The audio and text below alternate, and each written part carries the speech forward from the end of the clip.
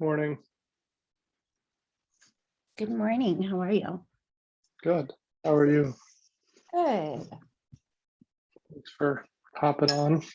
Yeah, absolutely.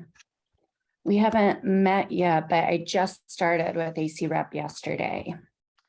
Yes, Lisa sent me a quick note that you had started with them, so welcome to the team. I won't ask you any questions today. Thank you. I appreciate it.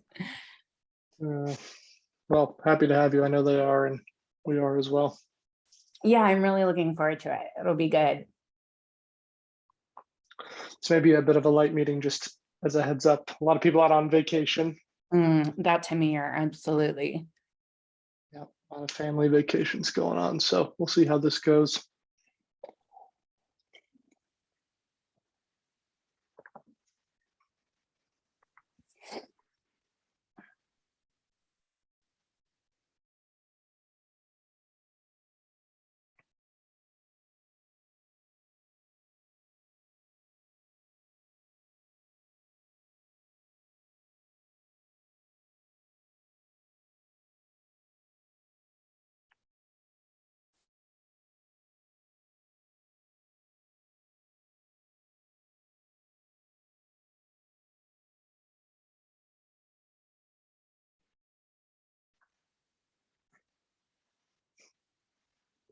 Hi to those of you who have joined, Craig and Emily and Tammy. We'll give it a few more minutes here.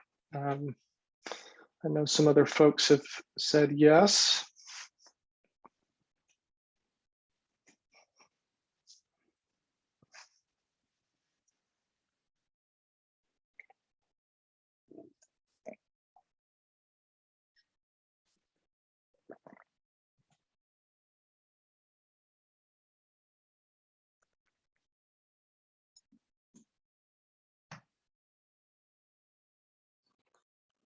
Morning, Lisa. Morning, Carson. How are you? Good. How are you? Good.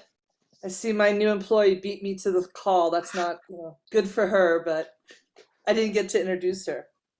Oh well, we had a moment here. Good. I was just telling her it might be a bit of a quiet first meeting. A lot of family vacations going on right now, so we'll see how quick this thing goes. I know we canceled our leadership circle for this week because everyone was between conferences and vacations. I think it's just a tough time of year. It is, yeah. We'll see what we can get done here. How's the RSVPs for tomorrow morning? You know, it's pretty good.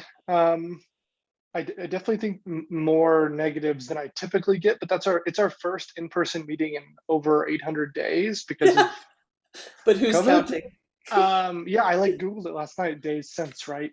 And it was like 870 days since February of 2020. But I'd say we get anywhere between 35 and 60 people. I know it's a wide range, but our best NATA meetings in the past were 60, 70 people, and some of the lower ones were 30. So we'll be somewhere in the zone. I don't know if people are pumped to show up for a 7:30 meeting or not looking forward to going back. But that was the direction we took, and we'll see how it goes. I thought that was part of the retreat that we were going to do 8 o'clock starts, but I know. Well, believe it or not, I sent a poll out to the membership, and everybody that responded, except for a handful of folks, said 7:30. Okay. I know. Believe me, 8 o'clock would be great. I know where we have one more person showing up. Troy is going to show up at some point here. And I'd love to wait for him for a few moments, just so that we can get a bit of this official business out of the way. But Lisa, if you want to introduce Sarah to the group that is here really quickly, and then I'll obviously send out the minutes later for folks that have missed this part. Sure. So thanks, Carson. I think I know most of you on the call, but I'm Lisa Huff. I'm CEO of the Adams County Regional Economic Partnership, or AC Rep. Like Carson, you'll start to see a new brand and logo launch for our organization next week, really leaning into the initials.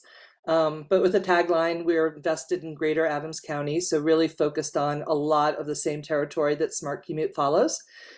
I've been engaged with Smart Commute since I started a year ago, but Deb Durand has been the person really covering the meetings for AC Rep.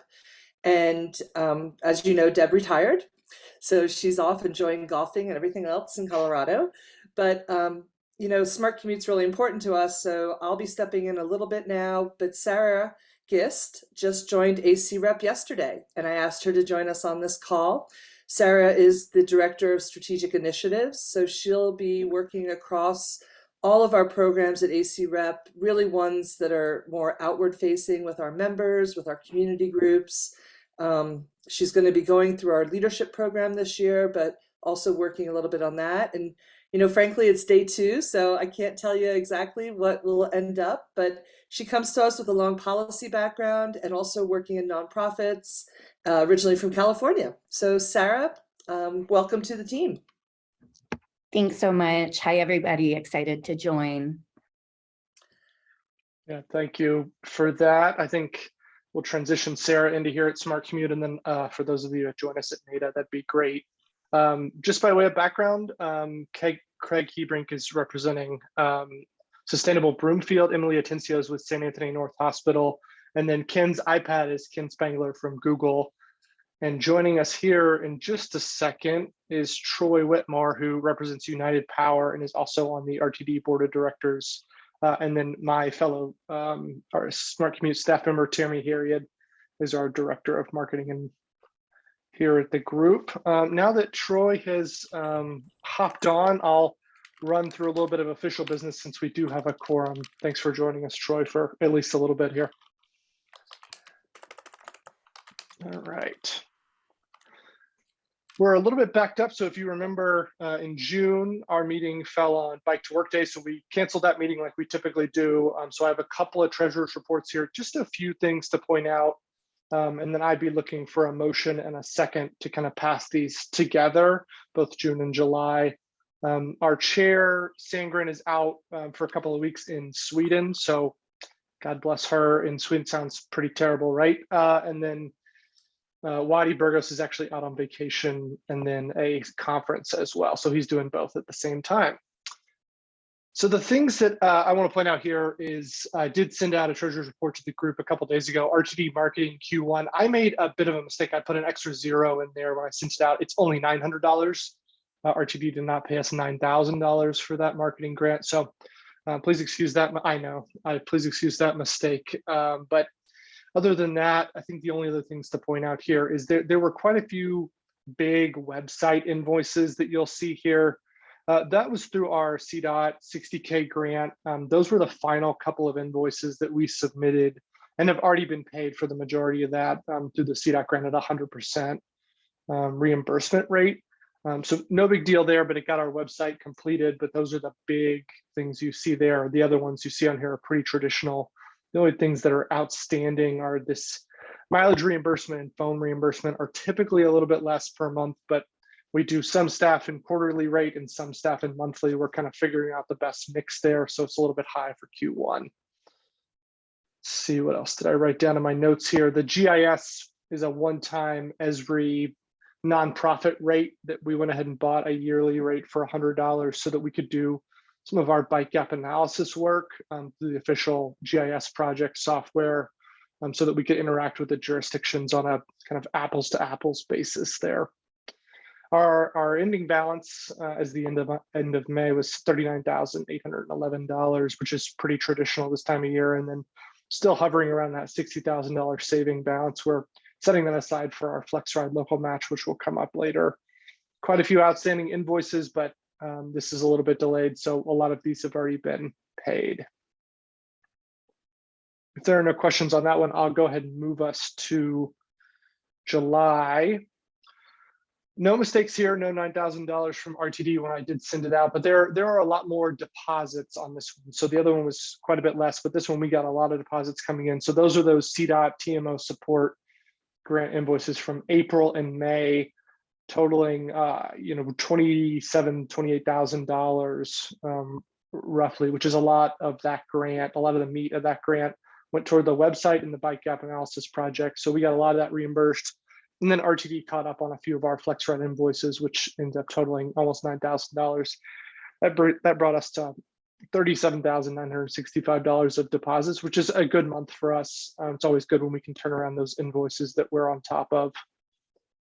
In terms of our debits this month, there were a little bit of strange ones. Our storage unit went up $20 a month. I fought them down. They tried to double our rate, but I brought it back down to, that'll be $89 a month. I think that's okay for doing the cost of business since we don't have an office space. We ended up having to buy some NADA supplies in post. We reimbursed Tammy here for our retreat. That all gets billed through NADA, but it comes through the same Smart Commute account. Our GIS contract, part 1, you'll see this down here. This was a contract we entered with Jean Shreve, who's actually on our staff as well, but through her contracting service as a GIS expert to work on the bike gap analysis project. That was part 1 of her project. Part 2 will come in the next month's treasurer's report, totaling $5,000 at the end of that. Our last website invoice was for some SEO work that's going to be going on here shortly. So we paid up front, and we paid for all the graphic images, all the designs, and all those files, so that we have access to them in the future. That was about $1,000.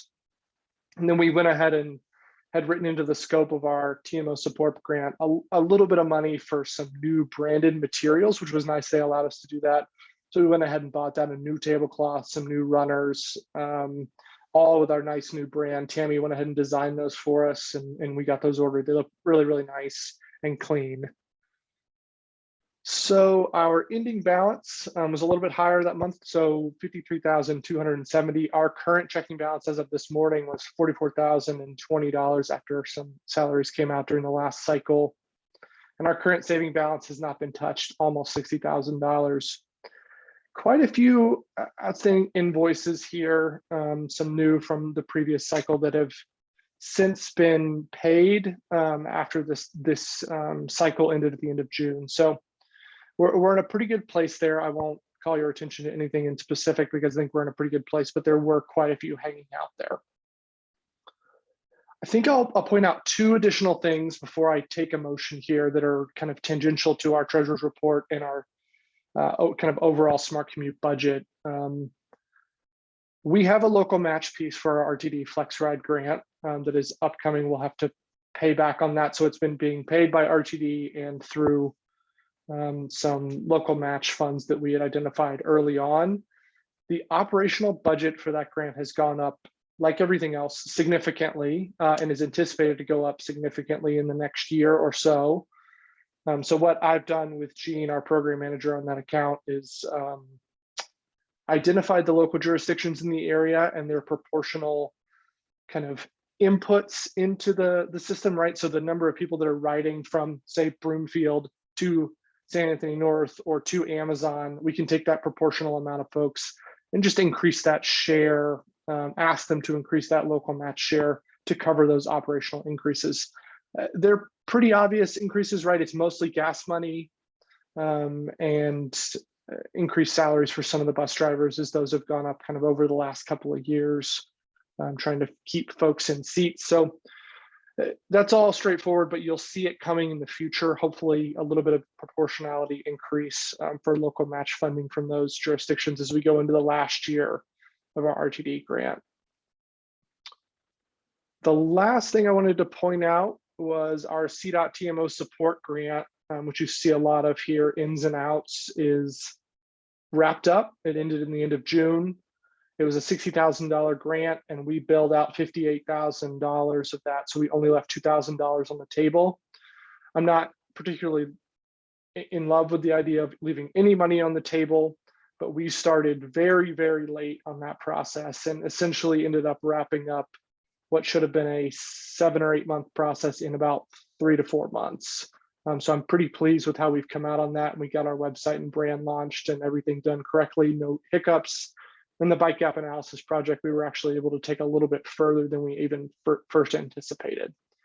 So that gives you a little bit of a picture of kind of the background behind some of these numbers you see on the screen.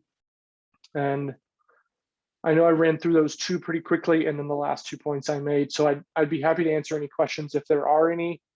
If not, I would entertain a motion as a bundled treasurer's report. I would move for approval. I'll second. All in favor? Or any opposed, I should say, probably. Okay, thank you. I think we're in a pretty good place right now. That CDOT TMO support grant has really been a great bell cow for us. I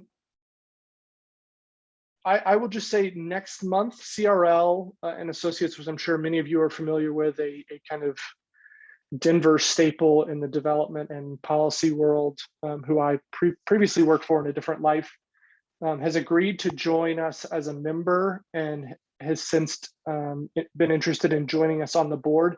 Nathan can't join us today, family vacation, like a lot of other folks actually, but he will be joining us on the board. He's a senior associate at CRL, and he is a longtime Westminster resident and biker. He takes his bike to the 120X almost every morning and rides it down to their office in downtown Denver and comes back up. So he's a great fit, I think, for the board, and I'm excited for him. When he joins next month, hopefully we'll be able to formally approve him and join. If you have any issues with that or questions or comments, please reach out to me either here today or offline. I'm happy to chat about their inclusion into our board. I think it'd be a good addition to our group. And I know Troy here has to hop off a little bit, so I'll hop into some slides here. I know Kyle Harris is not on the line, but Troy, we were going to record this, and I'll make sure he sees it. He had requested it at our May meeting, a little bit of a ridership update, and I think some other folks had kind of tagged onto that.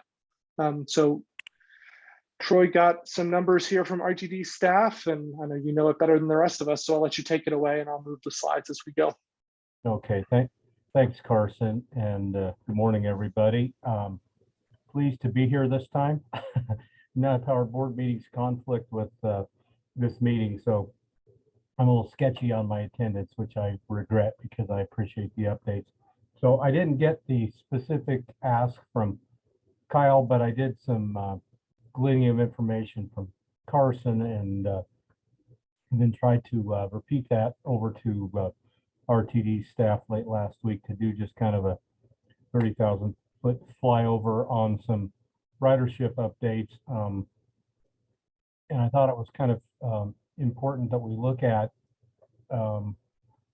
January to now, because we're all looking for those trends in the first 6-7 months after somewhat of a COVID recovery. I don't have the numbers pre-COVID, and Carson mentioned that yesterday, but I can get those. I can do an educated guess on percentage, but it's system wide. So we tried to concentrate on the north area. So go ahead to the next slide, Carson. So that being said, here's the overall kind of look at things. So you can see, on our fixed route buses, January 2.4, we've risen through the end of May at 2.7. So, we're looking at percentage changes in the teens, and some a little bit higher marks with the Flatiron Flyer. Light rail has increased, and even the commuter rail have jumped up. One of the interesting things is it does not really surprise me that the Flatiron Flyer jumped more than others, because it's been one of the more successful bus rapid transit ventures that we've had over the last 5 years. But I guess there's some encouragement here with some upticks, despite a great deal of hybrid work scenarios with everybody. I mean, we're still very hybrid here at United Power, and it just doesn't seem to be coming back in a huge kind of uptick, but somewhat. So there's kind of an overall view broken down between flex ride and light rail and commuter rail. You see the inline is included in the commuter rail, and Small ride shuttle obviously is upticked as well, even with construction and a number of other challenges downtown. All right, Carson, next one, please. So North Metro area ridership. This is a little wonky to try and figure out what's North Metro and what's not. But we did our best to try and do that because, you know, our routes aren't based on our director districts by any means. Many of them cross through 2 to 4 districts on a daily basis, if not more. You know, you can see that our fixed route flat iron flyer, you know, again, a big jump. Flex ride has been stellar and just extremely important. And, you know, when we hear about routes and complaints, oftentimes accessor ride and flex ride are kind of left off the chart, and they are so critically important. I see Carson nodding his head, but you look at the flex ride and, you know, big jump when people are getting out and about and catching up on appointments that, you know, they put off for quite some time.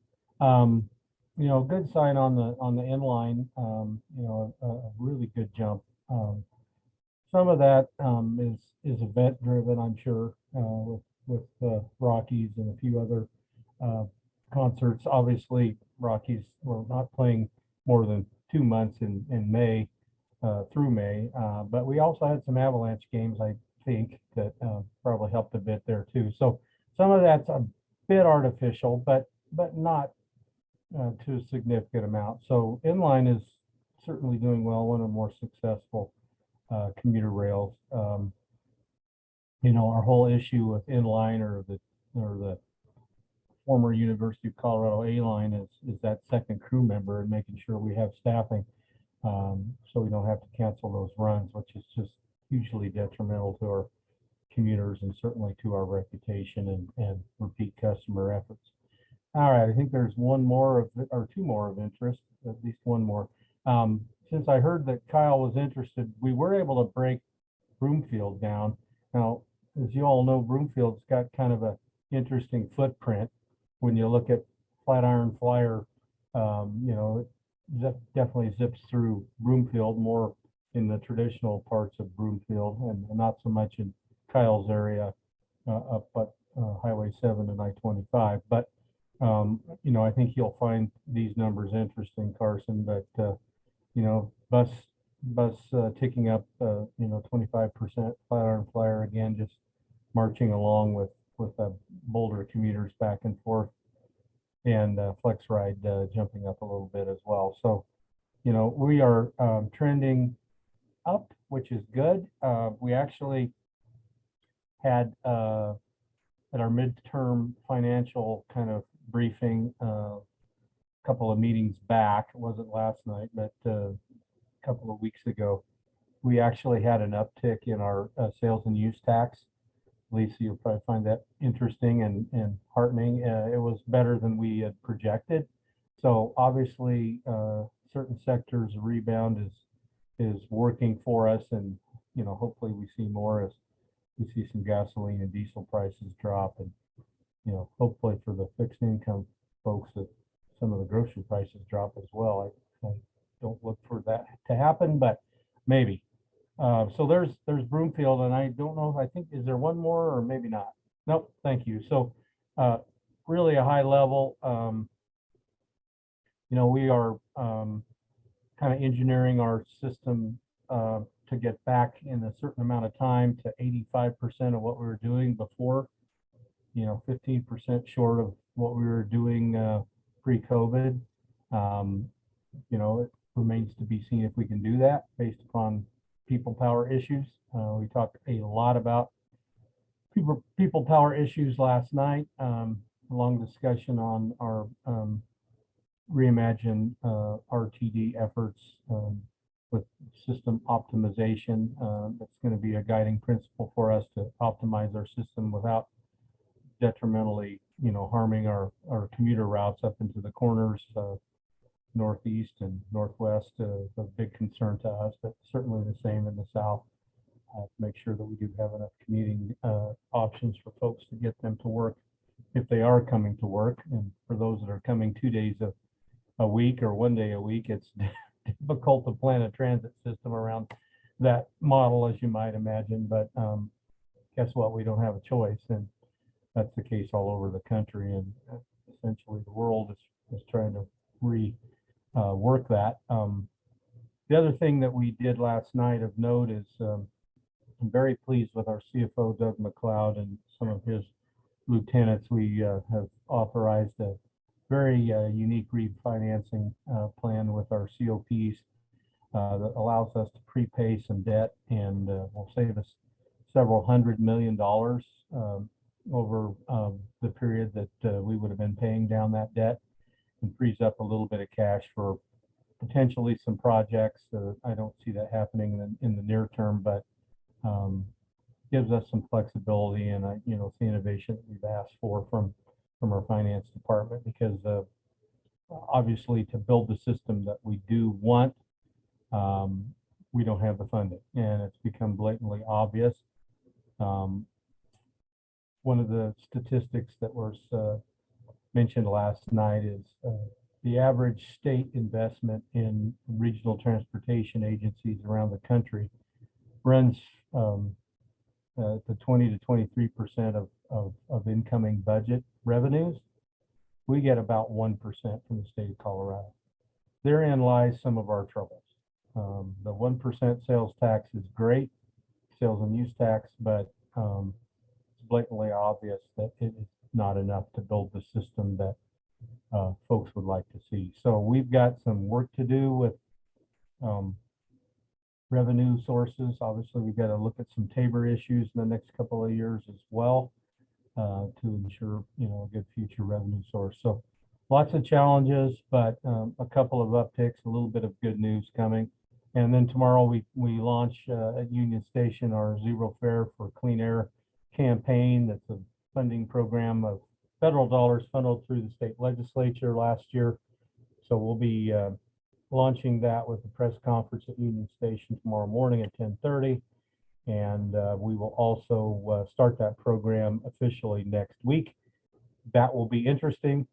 We've got to definitely have the people power and the security assistance from our local jurisdictions to make sure that that works. We hope that's a good recruiting mechanism, and hope that it works well enough that we can run it again next year and see what kind of numbers we have. So wanted to throw a couple updates in, since I haven't been able to be at most of the meetings here this spring and early summer. Certainly open to questions, and we can do some follow-up with staff, or even have staff on this meeting. They're very pleased to accompany board members to make sure we're getting our facts straight and get you guys the information a little bit quicker than the lay people that are the 15 board members like myself.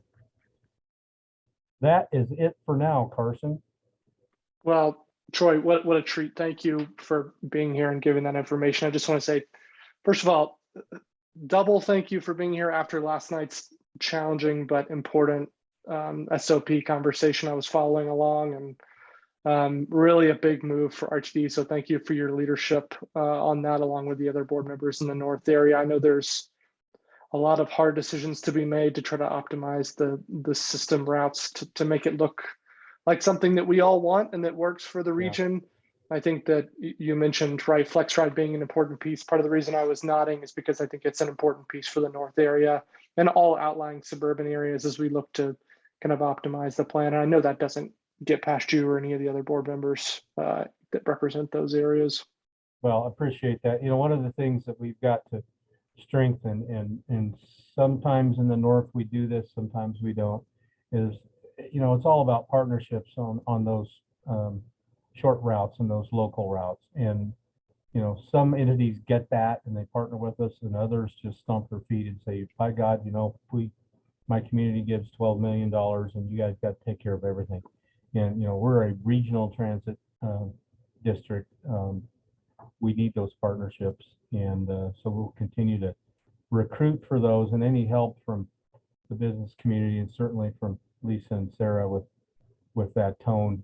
I represent 3 cities, and you kind of have 3 different modes of operation in those 3 cities. So I've got some work to do to reiterate some of the needs that we have to make this system certainly a little more robust in offerings.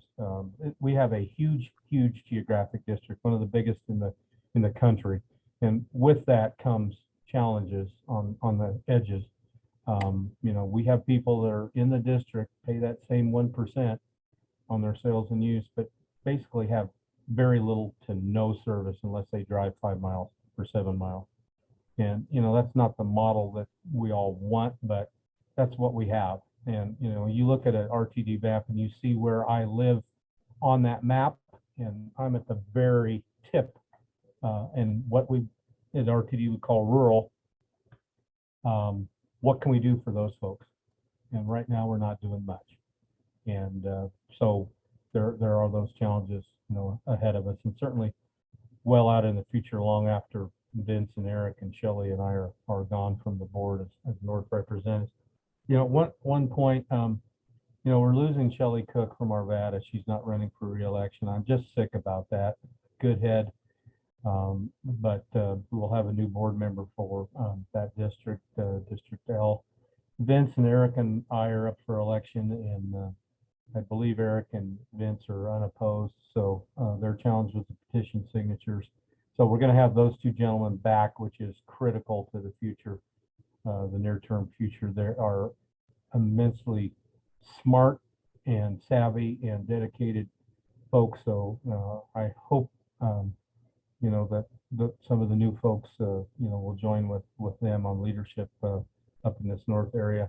Lynn Geisinger in Boulder apparently has a late opponent, so she'll have a campaign just like I will. So we will have some new faces one way or the other, because we have at least 3 board members that are not running for re-election, like Shelley. So Chantel Lewis is not running, and Angie Rivera Malpietti, who's been a stalwart member and chair of our board a couple of years, and just a good head on her shoulders. But she's got a real job that's somewhat like Carson's, and that entity let her be chair for a couple of really tough years. So she needs a little break, and I get that, but what a loss. But we'll survive, and we got a great staff down there and a wonderful CEO. So onward and upward. So thank you for letting me drone on and on. I'll be with you maybe for another 10, 15 minutes, Carson. Thanks. Perfect. Questions for, questions. 2 quick questions. One, just more of a personal clarification. So is the free fares for everybody? So if you land at DIA or DEN and you're going to go downtown, that train's free for August? Go ahead, Carson. You know that plan better than I do, but Yes, it is free fare for every RTD fare product. Okay. Everything. I think it'll be really interesting, because I do have some guests coming to town next month. So it'll be, I think for out-of-towners, it'll be a real surprise to them. And it's a great project. But number 2, Troy, how can we help? In other industries, when we talk about early exposure and early development in career paths, what do you think RTD is doing to really talk to people about an opportunity, to be an engineer, or I don't know what you call them on those commuter rails these days, but I grew up in the Northeast, and my great-grandfather rode the Erie-Lackawanna. Who's getting those next generation of people to drive those trains? Because I feel like that's always a challenge on the N line. Yeah, it's a challenge on all the lines. On commuter, federal regs are such that we have to have a support staff person, whether it's security or ambassador or one or the other, on commuter rails. They'll have to have that on light rail, or obviously buses. So we've had issues with that second position being filled, and with our contractor that helps with that. And so that's been what's cost us some of the A-line routes and the N-line routes over the last period. One of the things that we talked about briefly last night, recruit. We did initiate a pretty lucrative collective bargaining agreement, really good relations with the unions, a decent pay raise for starting wages. And that went into effect, I think, May. we haven't seen the effect of that yet. I hope October, November, we'll see a little bit of an uptick in recruitment. Now, one of the things that Deborah Johnson mentioned last night is we have to take a hard look at our training and our just our approach on orientation, because obviously you've got to get the CDL and you got to understand the safety regs and all of the customer service aspects of it. But we're kind of having an issue of losing people 3-4 weeks into the training, or an 8 or a 10-week class. So we're taking a comprehensive look at that. What's wrong? Where are we discouraging? So on and so forth. We are seeing a little uptick in enrollees, in our training, but we've got a little ways to go on that. The issue, you don't have to have a CDL to come to RTD. We get you up to speed on the CDL. And then we start you at $24 an hour. Gosh, you look around a little bit and you can find a job that's $5-10 more an hour locally. And so we'll lose some of the CDL trainers or trainees. So we've got to continue to work on that. One of the things that we also did is look at the seniority issue, look at the mandatory overtime. We did away with most of that because we were losing our people that had been with us 6 months to 2 years because seniority reasons. They got the horrible shifts and had no time with their families and got the mandated overtime. And so we've done a lot of work in the CBA on that. So hopefully that will help.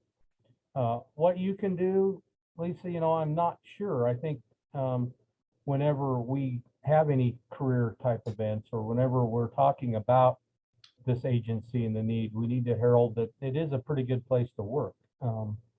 When we look at our retirees and honor them quarterly, oh my God, there's a lot of people like me, gray haired and several chins and 30 years, 25 years, 18 years. And they're operators and they're mechanics and they're body shop people and they're technicians and they're drivers. And so they've made a career. A lot of people made careers there that, we need to tell that story that that's okay. And, it takes a little bit of hard work at first. So you've got to pay your dues, and then it's a good place to go with decent benefits, decent retirement. And, if you're a people person, it's the place for you. Great. Thanks. Some things to think about. Yeah, thank you. Thanks for the question.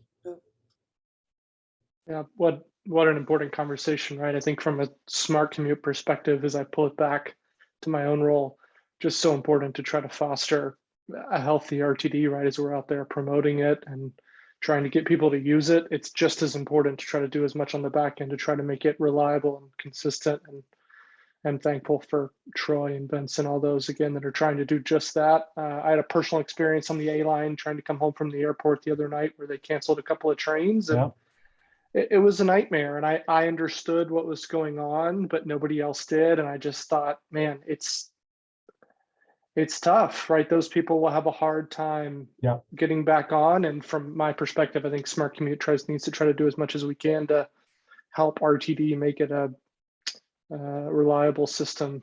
Yeah, those are gut-wrenching stories on the A line. And what would you do if you didn't know? You're going to drive your car the next time you go to DIA, and here we are, heavy ozone days, and we're driving the car and filling those parking lots. And we've got to do better. Problem one is people, and then after that we look at finances to make sure we have state of good repair, new equipment, the ability to integrate electric technologies, and then after that, more facilities and finishing things like the end line and getting some better service up to the Boulder County area. So there's 3 or 4 steps that we have to take, and we'll get a couple of those started, in the next 4 years. But this is a 12 to 20 year project. Yep. Ongoing. Well, I'll close out the RTD conversation by saying that we'll be out on our final Friday outreach event at 124th East Lake. We're going with an RTD staff member, Brandon Franginello. I'm not exactly sure how you say his last name. He's going to join us out there to do a little bit of information about the Free Fair Month, and he's going to bring some security folks along to try to talk to people a little bit about end of line security, as I know that's going to be a bit of a focal point for RTD throughout Free Fair August, if people have questions, and they're going to share some information with us at Smart Commute. So looking forward to that in a couple of days here. We're usually out there from 6:30 to 10:30 in the morning on those final Fridays to try to say thanks for riding. And that's been a normal staple outreach event for us. And that's this upcoming Friday? It is this upcoming. We just made the decision, I think yesterday or the day before, to be out there. So apologies for the late announcement. I'll try and get over there. No guarantee. Yeah, I understand. It's very early, 6:30 to 10:30. And as you know, most people come on that early time frame. It usually dies off toward the end, but yeah, it's part of the deal. All right. Well, I'm going to head over to my board meeting. Thank you all for the time. Yeah, thanks, Troy. I appreciate it. I'll make sure to share this with Kyle and other folks, and we'll get it around to the board. I will, since that was such a great, robust conversation, I'll quickly run through our last few agenda items since I know we only have 20 minutes left. I'll try to give you guys back a few minutes of your day as well. We don't have enough quorum to pass our May minutes. I forgot that at the very beginning, to be quite honest with you, and just remembered. So we'll table that for next time, no worries. Bike to Work Day ridership was pretty good this year. We had roughly 60 folks at EB Rains Jr.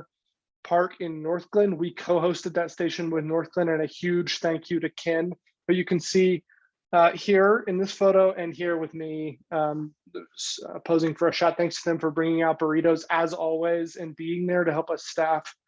It was a success event in that we brought it back from the dead, from kind of the COVID years, and are reinvigorating that station to become what it once was. So I think that was a good event. We had lots of great sponsors and thanked all those sponsors. 120-ish people actually stopped and talked to us.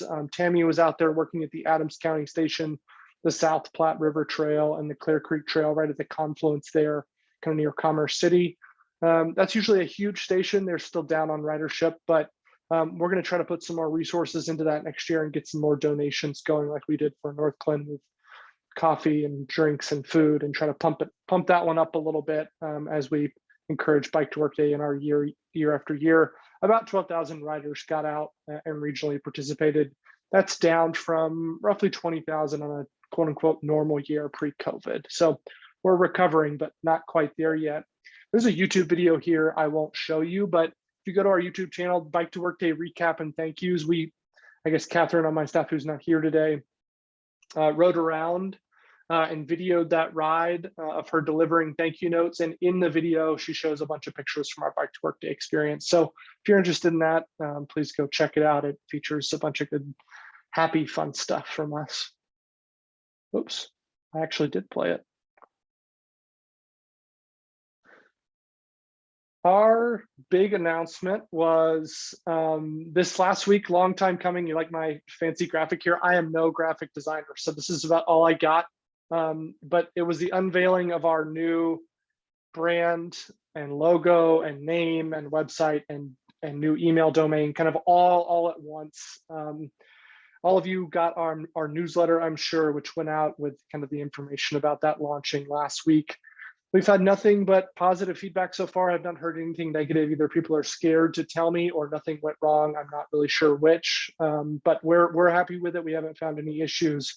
We're thinking about this website as really just a clean slate, right? Our old website served us well for a long time, and the old logo and name was such a strong brand in the North region. We wanted to maintain a lot of that with the green coloring and kind of the Smart Commute name that stayed the same, but just a little bit more modern as we head into the next 10 years. We're really gathering our website analytics currently. I wanted to put in a positive blank number here this morning, but we're not quite there yet on our Google Analytics account. So I know it's up, I just don't know how much.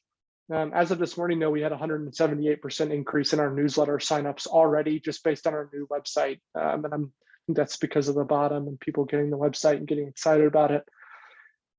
we're excited about the opportunities that this brand brings us as we try to bring in new members, bring in new support for the board, just bring in new companies that are interested in working with us.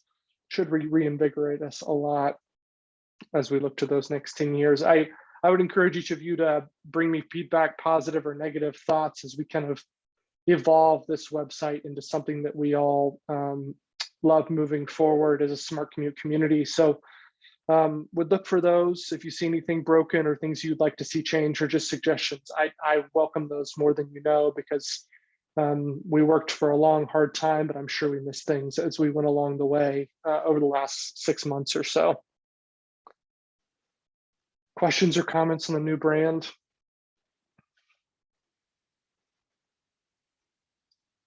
I'll take that as a I like it. Sorry, I couldn't find mute. I love it, Carson. I think it looks Okay. great. Thanks. I appreciate that. I heard from quite a few folks on email, so thank you for that. I know we're happy with it. I know other folks are too, so thank you. Thanks, Ken. I see the thumbs up.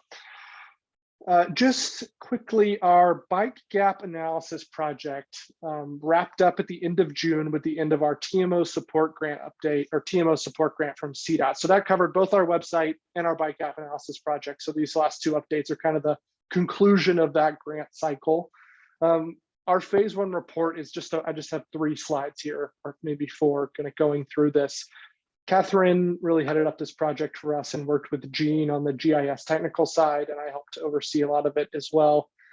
We started with an analysis of the DRCOG transportation plan, kind of active corridors plan. So I'll show you that in a minute. It shows all the regional active corridors and what that vision looks like, looking into the future all the way out into 2040, 2050. The staff work to identify and isolate trails that have regional connectivity and interconnectivity, right? So those trails that traverse all the way from Broomfield to Thornton, and those trails that connect to other regional trails, right? So the South Platte runs north and south, Brighton down to Denver, but it also connects to other trails like the Niver Creek that runs all the way east and west. So we're looking for both of those things to serve as good commuting and community kind of interconnectors across our North Metro region.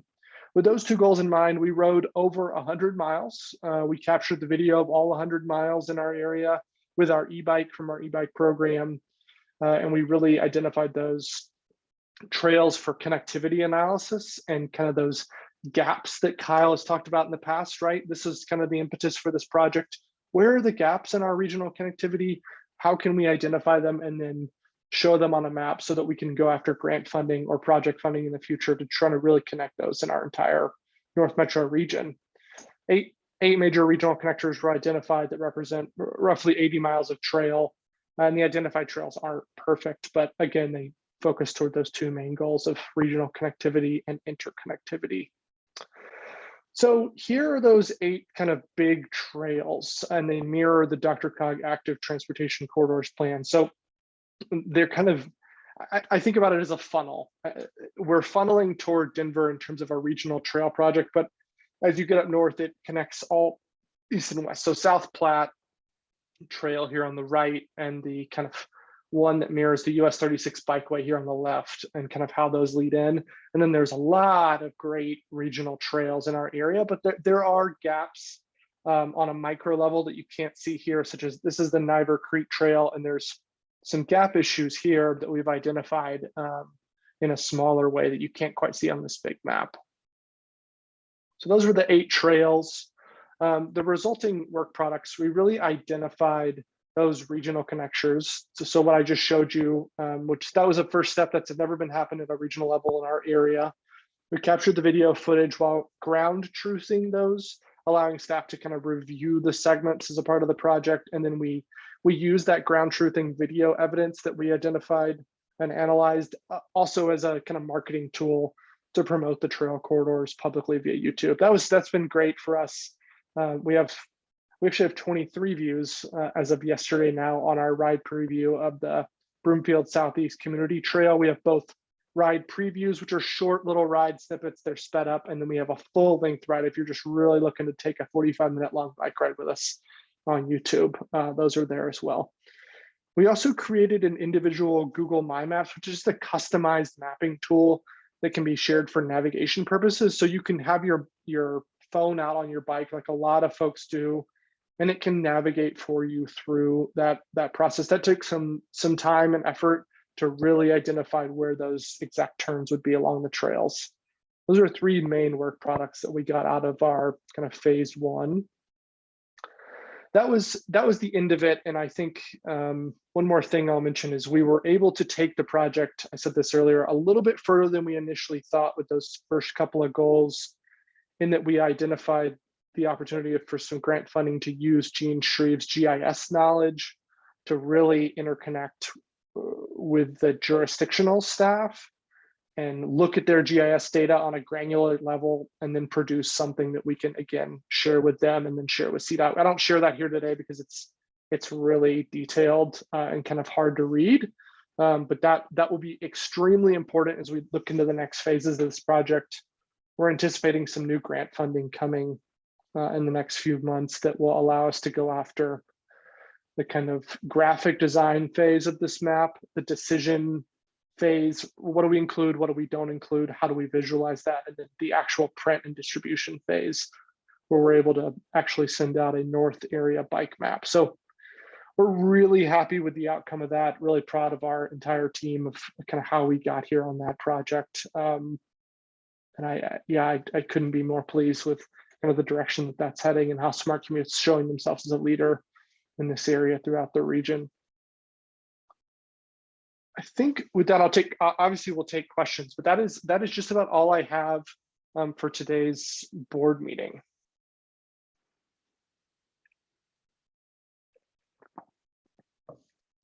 All right. Well, thanks for hanging with us. I know there's a few of us here today, but I record these and send them out. And for those that are interested in watching, I have heard some folks watch as they come back. A lot of folks on vacation this month in conferences. So we'll get back together next month. Our next meeting will be in late August as well. And we'll probably end up doing that virtual. It seems to work pretty well for us. And I guess with that, if nobody has anything else, we'll end the meeting here. Thanks, everybody. Thanks, Carson. Thanks, team. Nice to see you. Yeah. Tammy. Bye, guys. Bye.